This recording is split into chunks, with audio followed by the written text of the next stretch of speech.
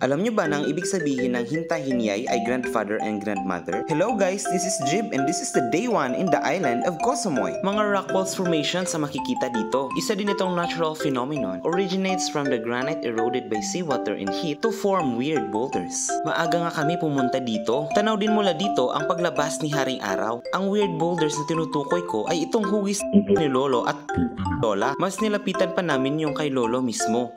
Sayang nga lang, mahirap siya abutin. Tirik na tirik nga pala ang araw sa mga oras na to. Buti na lang may lahi tayong unggoy. Pero yun nga lang, isang niyog lang ang nakuha ko. Next spot nga pala namin ay sa Lamay Viewpoint. Pwede naman mag-hike pataas pero cable car yung sinakyan namin. Mga viewing deck ang nandito. Malawak din ang makikita mula sa taas. Di nga namin halos nalibot lahat ng spot sa lawak ng sakop ng cafe na ito. Mapayapa sa mga oras na ito kaya sinulit talaga namin habang wala pang masyadong tao. Nasa mahigit isang oras din kami dito. Nagkaka-relax at siya kung saan din mapupunta ang mga usapan nyo pag pumunta kayo dito. Bukas nga pala ay simula na ng Songkran sa buong Thailand. Isa siyang water festival sa pagsalubong ng bagong taon sa kalendar ng mga Thai Buddhist. Excited ako kasi first time ko. Samahan nyo ulit ako bukas, siguradong mag-enjoy din kayo.